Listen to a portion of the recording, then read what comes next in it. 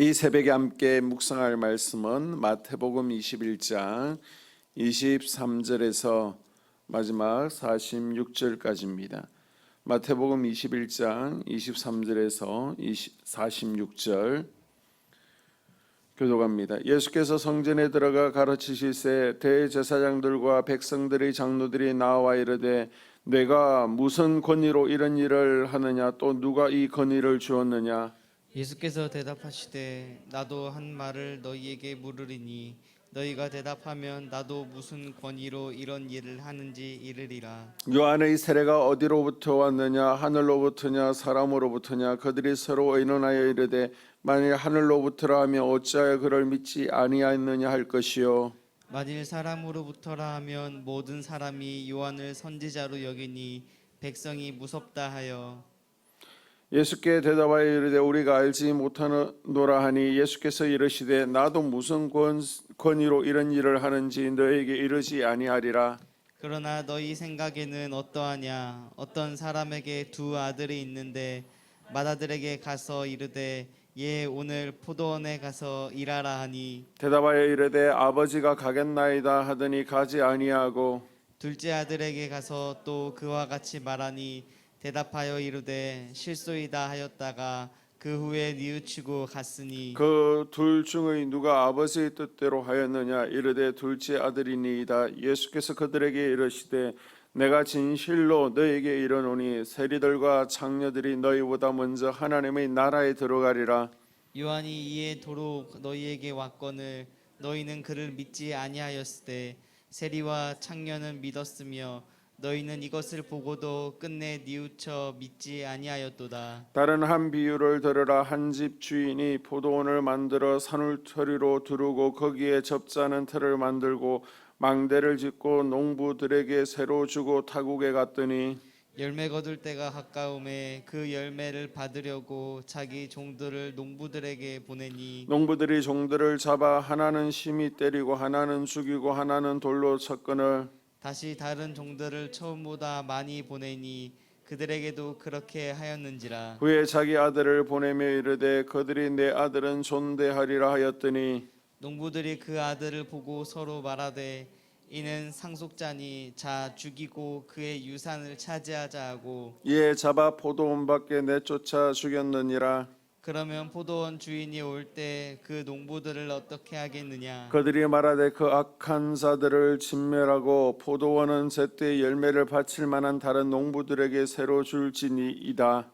예수께서 이르시되 너희가 성경에 건축자들이 버린 돌이 모퉁이의 머릿돌이 되었나니 이것은 주로 말미암아 된 것이요 우리 눈에 기이하도다 함을 읽어본 일이 없느냐. 그러므로 내가 너희에게 이르노니 하나님의 나라를 너희는 빼앗기고 그 나라의 열매 맺는 백성이 받으리라.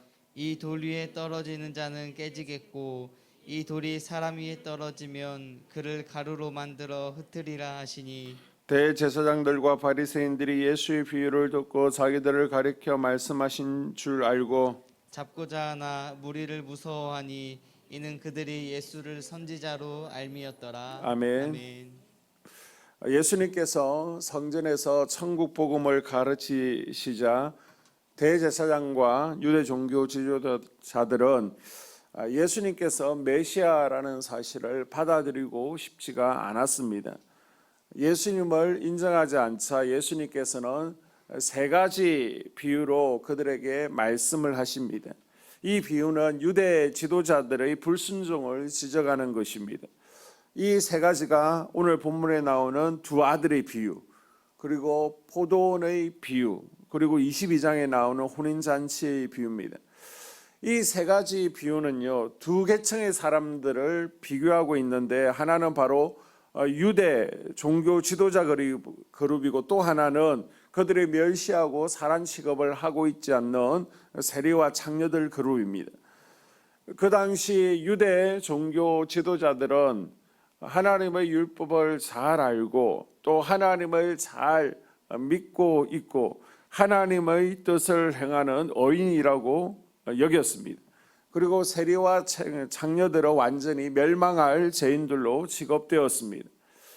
그런데 예수님께서는 비유를 통해서 이런 전통적인 개념을 완전히 뒤집어 놓으시죠. 31절에 보게 되면 내가 진실로 너희에게 이르노니 세리들과 장녀들이 너희보다 먼저 하나님 나라에 들어가리라. 아니, 죄인이라고 멸시하던 세리와 장녀들이 오히려 어인이라고 하나님의 자녀라고 자부하고 있는 유대 종교 지도자들보다 먼저 하나님 나라에 들어가게 된다는 것입니다. 자, 이 비유에 보게 되면 어떤 사람에게 두 아들이 있습니다. 아버지가 맏아들에게 오늘 포도원에 가서 일하라 라고 하니까 이 맏아들이 예 가겠습니다 라고 하고 가지를 않는 거예요. 그리고 둘째 아들에게 포도원에 가서 일 좀 해라 라고 하니까 저는 가기 싫습니다 라고 대답하고 곧 자기의 대답이 잘못된 것을 깨닫고 포도원에 가서 일을 했다는 거예요. 그리고 질문하기를 이 둘 중 누가 아버지의 뜻대로 행하였느냐 하시자 이들이 둘째 아들이라고 대답을 하였습니다. 이 비유에서 맏아들은 누구예요? 선민을 자부하는 유대 종교 지도자들입니다. 그리고 작은 아들은 바로 그 당시 죄인으로 멸시받던 세리와 장녀들을 가리키고 있습니다. 예수님께서는 이 비유를 바리새인과 종교 지도자들에게 말씀하시고 그들의 입을 통해서 작은 아들이 옳다라고 대답하게 하심으로 스스로 자기들이 지금 하나님의 말씀에 불순종하고 있음을 말하게 하신 것입니다. 우리는 말로만 믿음을 고백하고 있는 맏아들입니까? 아니면 회개하고 행동으로 변화되는 둘째 아들입니까?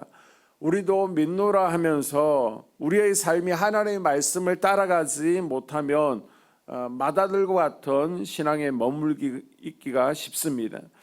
우리가 오늘 주어진 말씀을 묵상하면서 말씀을 아는 것으로 그치는 것이 아니라 삶 가운데 실천하는 둘째 아들이 될 수 있기를 주님의 이름으로 축복합니다. 자, 33절에서 마지막 46절까지는 포도원 농부의 비유가 나오고 있습니다. 예수님께서는 이 비유를 통해서 어떤 사람이 천국에 합당하지 않은 사람인지를 보여주고 있습니다. 반면 또 천국에 합당한 사람이 누구인지도 알려주고 있습니다. 그 사람이 누구라는 거에 43절에 보게 되면 그 나라의 열매 맺는 백성이 받으리라.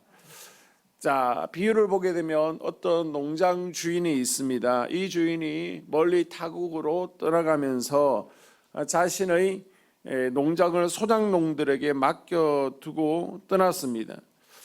어느덧 추수가 끝나고 소작농들은 자신들이 바쳐야 될 세금을 준비하고 주인을 기다렸지만 아무리 주인을 기다려도 주인이 나타나지 않습니다. 그렇게 1년, 2년이 지나고 10년이 지나서 또 2년, 20년, 30년이 지났습니다.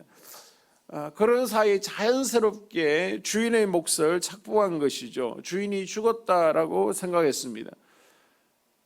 그런데 갑자기 이 소작농들 앞에 충격적인 상황을 맞이하게 되는데요. 바로 종들을, 그 농장의 주인이라고 하는 사람이 종들을 보냈습니다. 그동안 자신들이 착복한 모든 것을 내놓아야 하는 상황이 되었습니다. 그리고 다시 옛날에 비참한 소작농으로 돌아가야 되었습니다. 왜 소작농이 비참하냐? 소작농들은요, 소득의 40%를 주인에게 줘야 됩니다. 그리고 또 40%는 국가에다가 헌납해야 됩니다. 한 20% 정도 가지고 살아가야 됩니다. 그래서 이 소작농들은 종들을 죽임으로 이 문제를 해결하려고 합니다. 자, 그리고 나서 또 지났는데요, 주인이 아들을 보내게 되죠. 역시 이 소작농은 아들을 죽임으로 이 문제를 해결하려고 했습니다. 그런데 이제 더욱 큰 문제가 닥쳤죠. 포도원 주인이 직접 찾아온 것입니다. 그래서 이 포도원 주인이 주인을 만나고 자신들의 아들에 대해서 물었습니다. 결국 모든 사건은 드러나게 되고요, 그들의 악행은 낱낱이 폭로되었습니다. 더 이상 포도원에 머물 수 없게 되었다는 것이죠. 자, 이 비유에서 포도원 소작농들은 누굽니까? 바리새인과 유대 지도자들입니다. 그리고 주인이 보낸 종들은 선지자들, 구약의 선지자들을 의미하고 있습니다. 그리고 아들은 누구예요? 예수님입니다. 주인은 하나님을 의미하고 있습니다. 농부들이 종과 아들을 죽인 이유가 무엇입니까? 포도 농부들이 주인이 원하는 열매를 지금 내놓을 수 없는 것입니다. 인간이 소유권을 주장한다고 해서 천국이 자기 것이 되는 것이 아니죠. 하나님 앞에 내놓을 합당한 열매를 가진 사람들이 은혜로 천국을 누리게 되는 줄로 믿습니다. 여기서는요, 혈통이 중요한 것이 아닙니다. 새로운 하나님 나라의 백성들은 모퉁이의 머릿돌에 연결된 사람들입니다. 이 돌은 건축자들에 의해서 버려진 돌입니다. 하지만 바로 이 돌에 연결된 사람들은 심판받아 깨어지고 가루로 만들어지게 됩니다. 다만 이 돌을 아들로 믿는 자들은 영원히 이 돌과 하나가 될 수 있는 것이죠. 우리의 영원한 운명은 바로 머릿돌 예수 그리스도에게 달려 있습니다. 그 머릿돌 예수 그리스도와 우리가 연결되어 있어야 되고요. 또 그 안에서 천국의 풍성한 열매들을 맺어갈 때에 천국 백성이 될 수 있습니다. 나는 영원한 머릿돌 예수 그리스도와 맺어져 있는가?